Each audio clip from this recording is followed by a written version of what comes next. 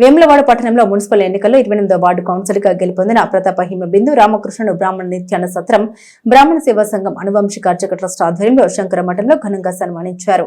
ఈ సందర్భంగా రామకృష్ణ మాట్లాడుతూ 28వ వార్డు ప్రజలతో పాటు వేములవాడ పట్టణ ప్రజలందరికీ తమకు సహకరించిన ప్రతి ఒక్కరికి కృతజ్ఞత తెలిపారు. హిందూ ధర్మం సనాతన ధర్మ పరిరక్షణకు ఎల్లప్పుడూ కృషి చేస్తామని, మున్సిపల్ ఎన్నికల్లో భారతీయ జనతా పార్టీకి అవకాశం ఇచ్చిన ప్రజల నమ్మకాన్ని నిలబెట్టుకుంటామని అన్నారు. ప్రజా సమస్యల పరిష్కారంలో ఎప్పుడు ముందుండి పనిచేస్తామని పేర్కొన్నారు. ఈ కార్యక్రమంలో బ్రాహ్మణ సేవా సంఘ అధ్యక్షుడు మామిడిపల్లి వెంకటేశం, కార్యదర్శి నందగిరి రాజేంద్ర శర్మ, సంఘం నాయకులు డాక్టర్ మధు, రాధాకిషన్, బుడంగారి మహేష్, పురాణం రాము, ప్రతాప సుధాకర్, ఈశ్వరగారి సుధాకర్, మునుకోటి రాజన్న తదితరులు పాల్గొన్నారు.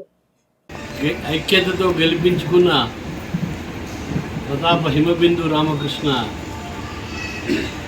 కౌన్సిలర్గా గెలిచిన సందర్భంలో ఏర్పాటు చేసిన ఈ సమావేశానికి వచ్చిన మన బ్రాహ్మణ సోదరులు సోదరీమణులందరికీ స్వాగతపూర్వక నమస్కారములు.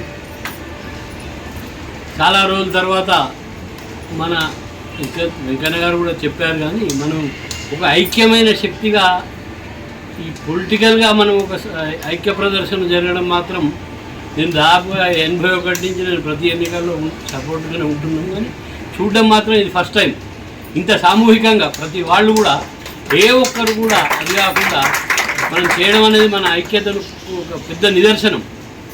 ఈ స్ఫూర్తిని మనం కొనసాగించుకోవాలి.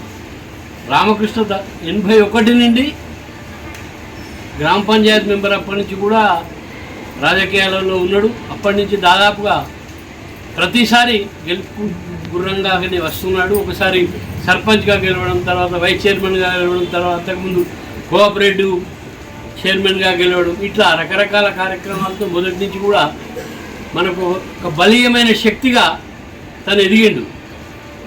అంటే మనమే కాకుండా గ్రామంలో ప్రతి వాళ్ళు కూడా తనకు సహాయ సహకారాలు అందరూ కూడా అందించడం అనేది తనలో ఉన్న గొప్పతనం. మన నాయకుడు అని జననాయకుడు, మన నాయకుడు అని మనం చెప్పుకుంటాం ఇంటర్నల్గా, but he is the leader of people. వేములవాడలో నాయకుడు అంటే రామకృష్ణ పేరే బయట తెలుపుకుంటాం.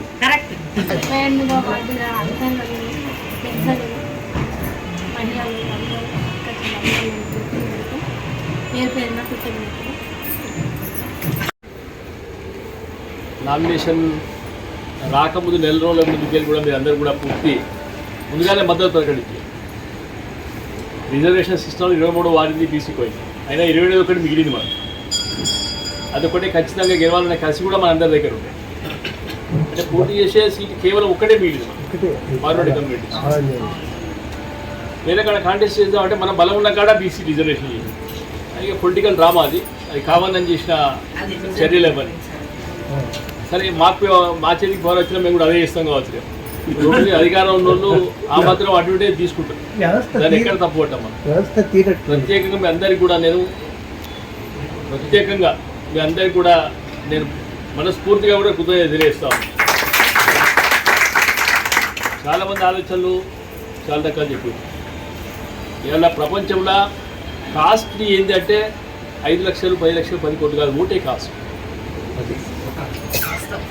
ప్రజాస్వామ్యంలో గెలిచినోడే హీరో, ఏ రకంగా గెలిచినోడేది కాదు.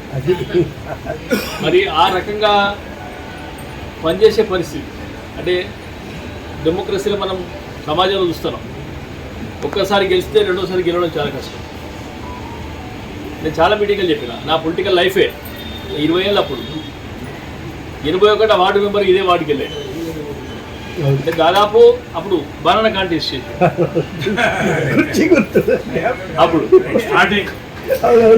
అప్పుడు ఆ రోజు నుంచి కూడా ఆ వార్డు ఏదైతే ఉన్నదో మన మీద విశ్వాసం, లేకుంటే బీజేపీ మీద ప్రేమ ఎప్పుడు కంటిన్యూషన్గా బీజేపీ గెలుస్తూ ఉంది. ఏళ్ళు అనేకమైన ఒడిదుడుకులు ఉంటాయి, నో డౌట్. ఒక పార్టీలో పనిచేయడం, మళ్ళీ ప్రతిపక్ష పార్టీలో పనిచేయడం. నాకు బుద్ధి తెలిసిన నాటి కింద అపోజిషన్ పార్టీలో ఉంది, ఏమైనా పవర్ లేదు. ఆ సెంట్రల్ పవర్ పెద్ద కత్తి, అది సమాజానికి ఉపయోగపడే చాలా తక్కువ. రాష్ట్రంలో అధికారంలో ఉంటే పనిచేయగలరు.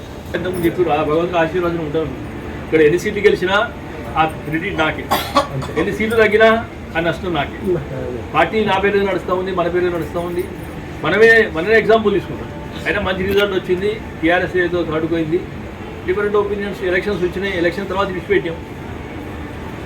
ఎలక్షన్స్ ముందర ఆర్సీ మీద మాట్లాడడం అన్ని మాట ఎలక్షన్ తర్వాత అవసరం లేదు, మనకు రెగ్యులర్ డ్యూటీ కాదు అది. అందుకోసం రాజకీయాలు ఎలక్షన్స్ వరకు అయినా మనసులో ఉంటుంది, చేసిన సపోర్ట్ చేసిన వాళ్ళు ఎవరు, చేయని వాళ్ళు ఎవరు, ఇలా ఆయనకు మనసులో ఖచ్చితంగా ఉండదు. ఎక్కడెక్కడైతే రోడ్ వైట్నెస్ అయిందో ఆ 4 వార్డులు కూడా కాంగ్రెస్ గెలవలేదు.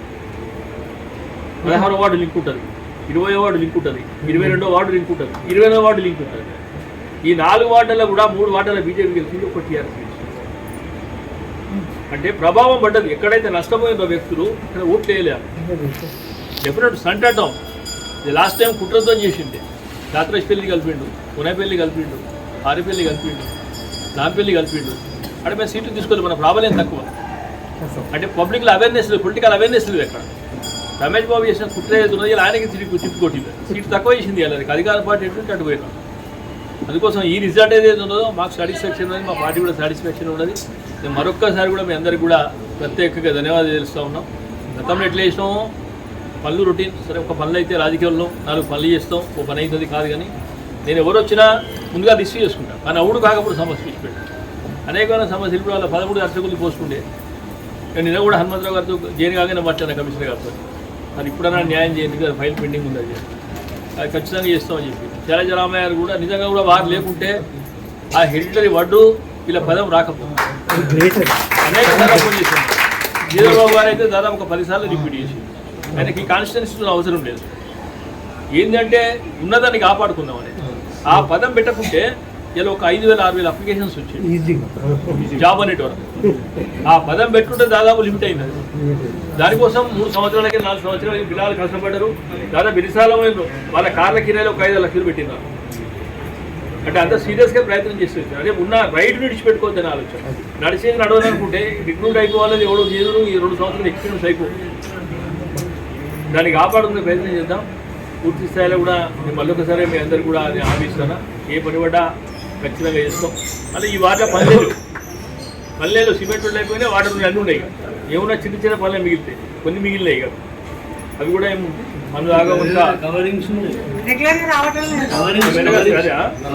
అదే కవరింగ్ చేసేస్తాను.